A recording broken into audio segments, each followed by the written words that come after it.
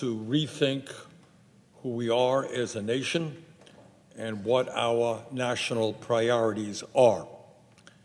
Whether it is fighting against systemic racism and police brutality, whether it is the need to combat climate change and transform our energy system away from fossil fuel, whether it is the absurdity of being the only major country on earth not to guarantee health care to all people as a human right, whether it is the grotesque level of income and wealth inequality, where 3 people today own more wealth than the bottom half of our nation. All across this country, people are crying out for change, real change. And when we talk about the need for real change, it is beyond comprehension the degree to which Congress continues to ignore our bloated $740 billion defense budget. We talk about everything. Democrats and Republicans disagree on almost everything. But when it comes to this huge budget, which has gone up by over $100 billion since Trump has been president, there is unfortunately a broad consensus, and that is wrong.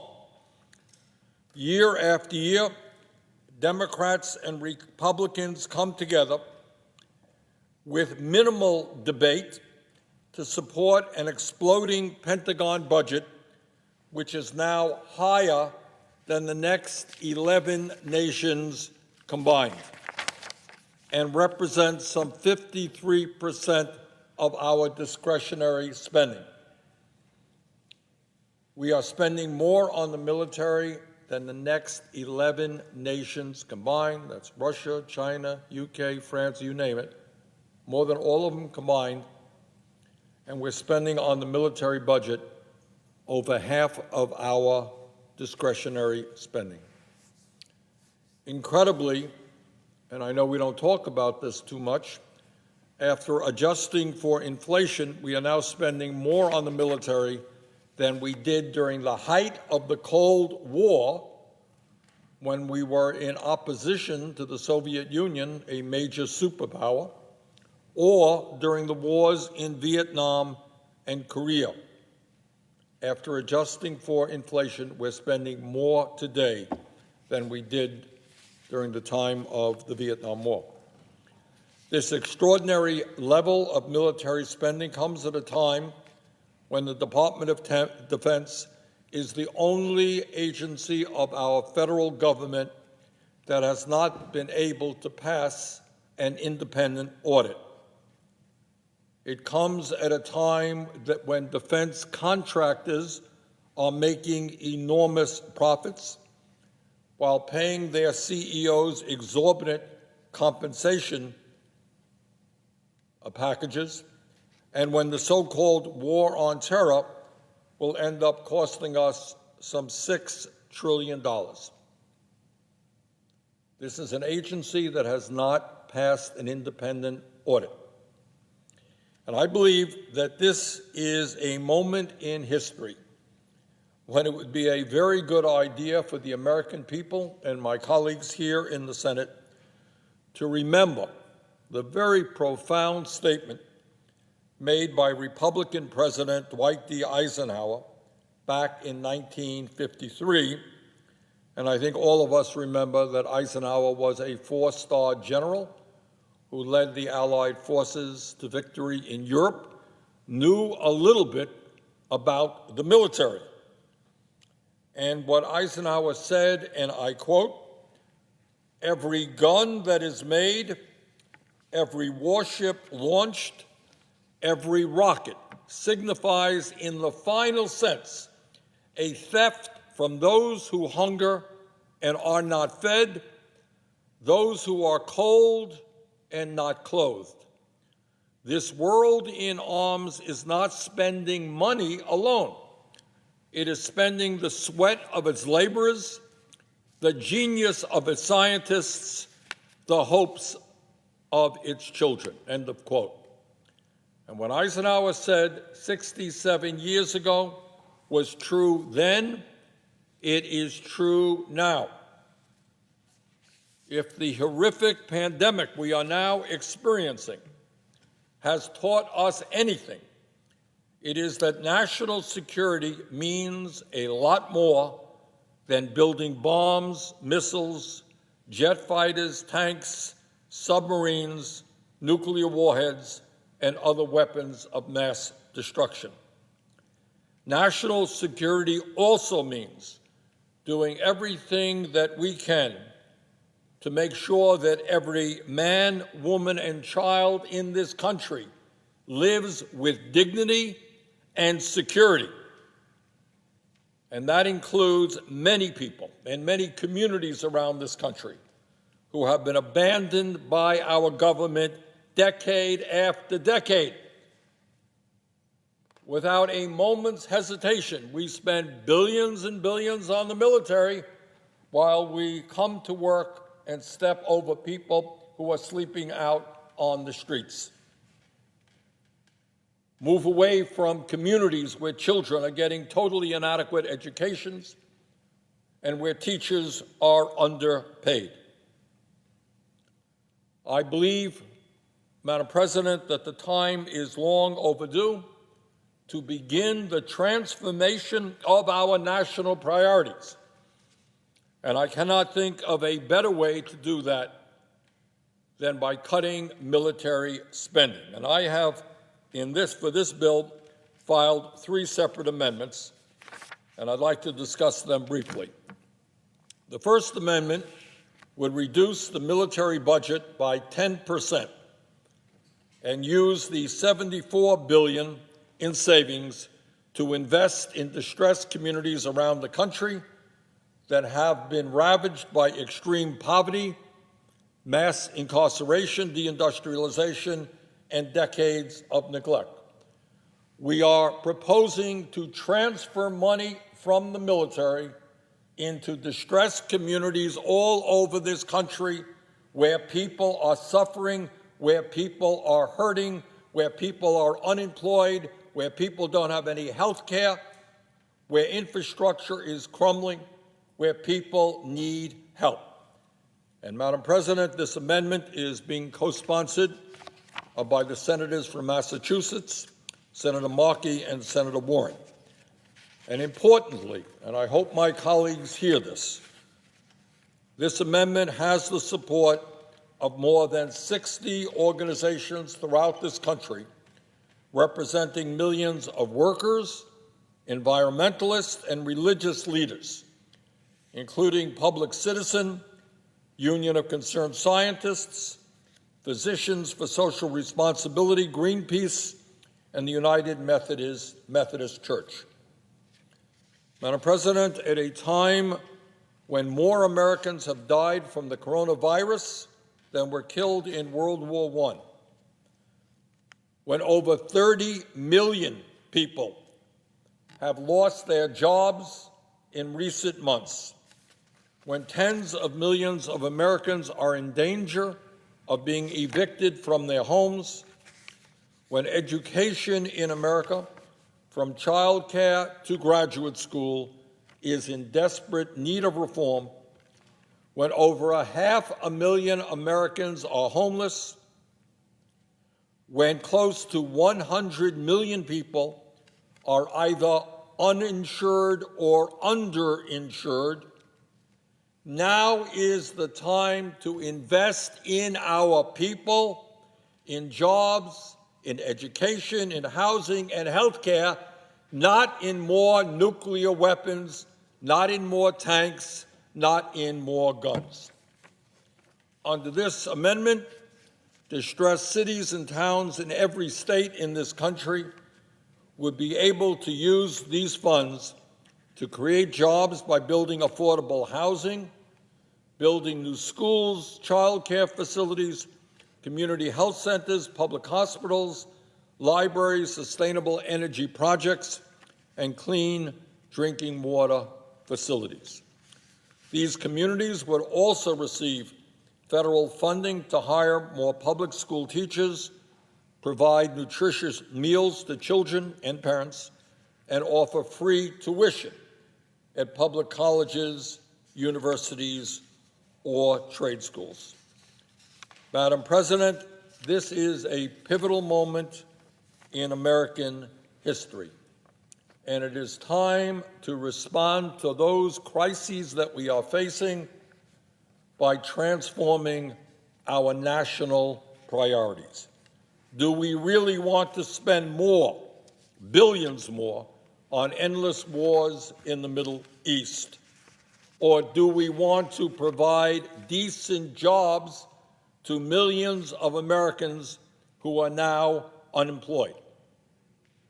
Do we want to spend more money on nuclear weapons, or do we want to invest in a child care system which is dysfunctional, in an education system where community after community lacks the funds to provide decent quality education for their kids?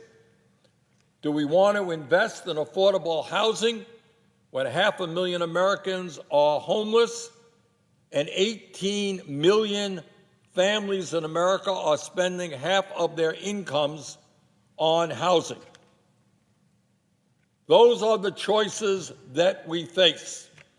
And I think the American people are clear that the time is now to invest in our people, not more weapons systems. Madam President, when we analyze the Defense Department budget, it is very interesting to note that Congress has appropriated so much money for the Defense Department that the Pentagon literally does not know what to do with it. According to the GAO, between 2013 and 2018, the Pentagon returned more than $80 billion in funding back to the Treasury. People sleep out on the streets, children go hungry, schools are crumbling, people have no health insurance, but we have given the Department of Defense so much money that they're actually returning some of it back to the government. In my view, the time is long overdue for us to take a hard look not only at the size of the Pentagon budget, but at the enormous amount of waste, cost overruns, fraud, and at the financial mismanagement that has plagued the Department of Defense for decades. Madam President, let us be clear. About half of the Pentagon's budget, and people I think don't know this, but about half of the Pentagon's budget goes directly into the hands of private contractors, not the troops. And over the past 2 decades, virtually every major defense contractor in the United States has paid millions and millions of dollars in fines and settlements for misconduct and fraud, all while making huge profits on those government contracts. And this at a time when we are not very vigorous in terms of our oversight. But despite that, since 1995, Boeing, Lockheed Martin, and United Technologies have paid over $3 billion in fines or related settlements for fraud or misconduct. $3 billion. That's what they have been caught doing. That's what they've been found guilty of or agreed to a settlement. God knows what else is going on that we still don't know about. Yet those same 3 companies received around $1 trillion in defense contracts over the past 2 decades alone. Further, Madam President, I find it interesting that the very same defense contractors that have been found guilty or reached settlements for fraud are also paying their CEOs excessive compensation packages. Last year, the CEO of Lockheed Martin and Northrop Grumman both made around $20 million in total compensation while around 90% of the company's revenue came from defense contracts. In other words, these companies, and I'm talking about Lockheed Martin and Northrop Grumman, for all intents and purposes, are governmental agencies. Over 90% of their revenue comes from the taxpayers. And yet, the CEOs of those companies made over 100 times more than the Secretary of Defense. It's not too surprising, therefore, that we have a revolving door where our military people end up on the boards of directors of these major defense companies.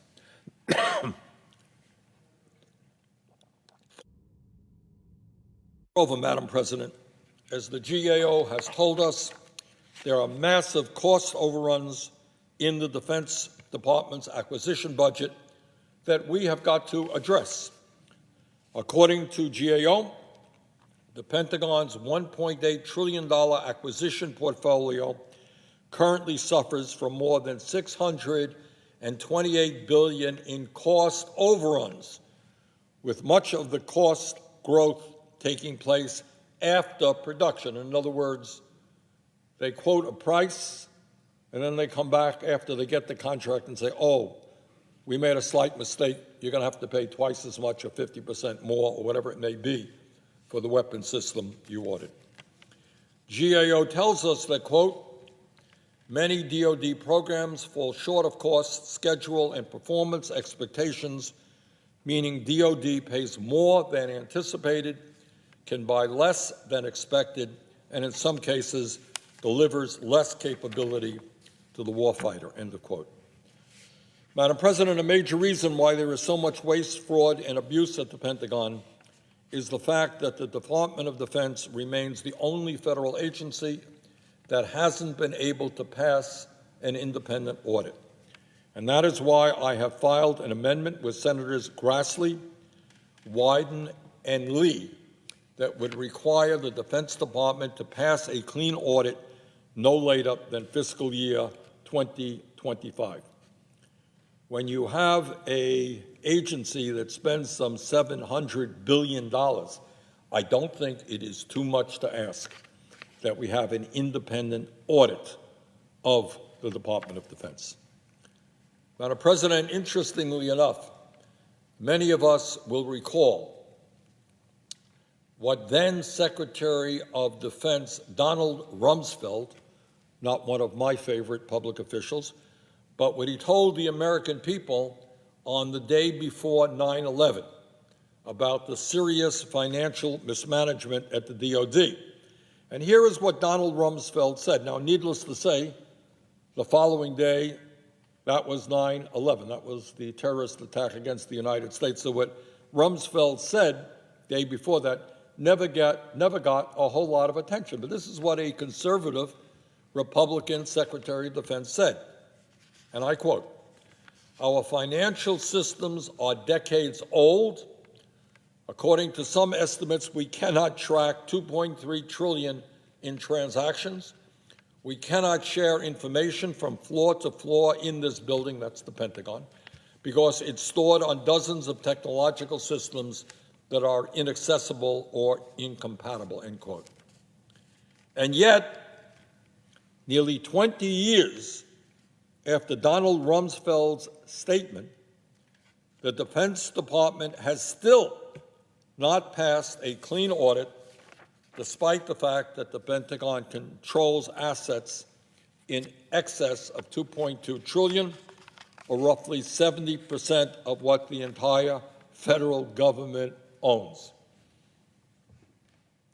Madam President, the Commission on Wartime Contracting in Iraq and Afghanistan concluded in 2011 that $31 to $60 billion spent in Iraq and Afghanistan had been lost to fraud and waste. Separately, in 2015, the Special Inspector General for Afghanistan Reconstruction reported that the Pentagon could not account for $45 billion in funding for reconstruction projects. And more recently, an audit conducted by Ernst & Young for the Defense Logistics Agency found that it could not properly account for some $800 million in construction projects. Madam President, it is time to hold the Defense Department to the same level of accountability as the rest of the government. That is not a radical idea, and support for this concept is bipartisan. And that's why I am delighted that this amendment is supported by Senators Grassley and Lee, as well as Senator Wyden, and we hope it will be supported by a strong majority of the members of the body.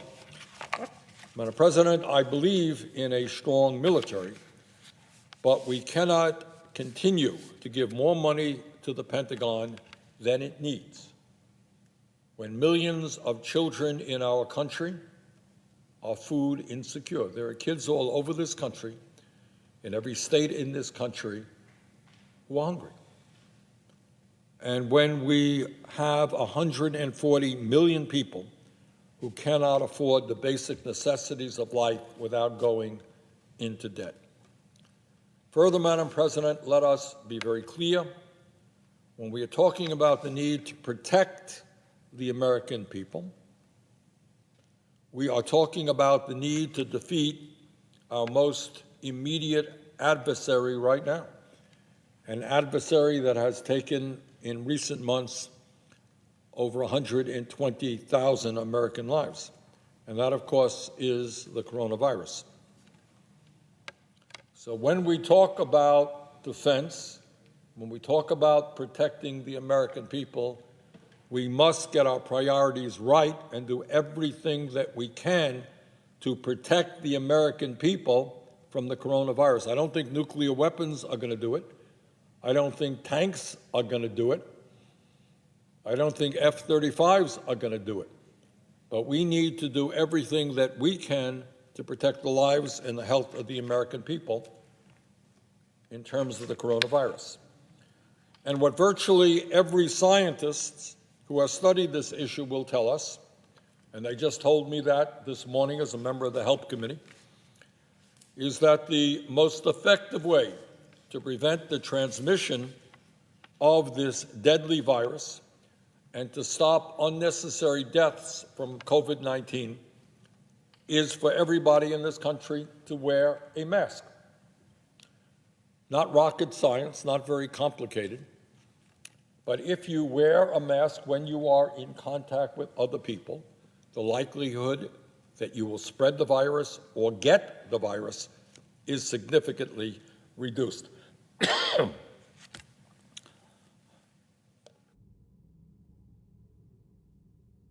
why I have filed an amendment which requires the Trump administration to use the Defense Production Act to manufacture the hundreds and hundreds of millions of high-quality masks that this country needs and to deliver them to every household in America. Madam President, this is not a radical idea. It's an idea that is being implemented all across the world in countries like South Korea, France, Turkey, Austria, and many other countries. And that is, they are distributing high-quality face masks to all of their people for free or at virtually no cost. And that is what I believe we have got to do. There was a study that just came out from the University of Washington very recently, which suggested that if 95% of the American people wore face masks when they interact with others, we could save some 30,000 lives and hundreds of billions of dollars. So I think this is a common sense amendment. It is beyond my comprehension how, in the wealthiest nation in the world with the strongest economy, we have not been able to produce the personal protective equipment, the masks, gowns, gloves, that our doctors and nurses and medical personnel need. So we've got to do that, but we also have to produce the masks that the American people need. As everyone knows, over the past 3 months, the coronavirus has infected more than 2.5 million Americans and caused nearly 130,000 deaths. More Americans have died from the coronavirus than were killed fighting in the wars in Korea, Vietnam, Afghanistan, and Iraq combined. And sadly, Madam President, there is new evidence that this pandemic is far from over and may kill many tens of thousands more. In the past few days, new COVID-19 cases in the United States have increased dramatically, jumping to their highest level in 2 months and returning to where they were at the peak of the outbreak. Madam President, if we take bold action now, we could prevent tens of thousands of Americans from dying. And that is exactly what we have got to do. Unfortunately, the Trump administration continues to endanger millions of Americans by ignoring the most basic recommendations of medical professionals and recklessly downplaying the most effective tool we have to contain the pandemic, and that is simply wearing a mask. So this amendment is nothing more than listening to science and saving lives. And again, this morning, I participated in a hearing with Dr. Fauci and many others from the Trump administration. And they were very clear. Masks work. Social distancing works. And we should listen to the scientists. Madam President, we are, as I mentioned earlier, at a pivotal moment in American history, and we as elected officials have got to respond in a transformational way. We've got to stand up for people. We've got to rethink the way we've done things in the past. And the amendments that I have offered begin the process of changing American priorities, and I hope that all 3 of those amendments will pass. And with that, Madam President, I yield the floor.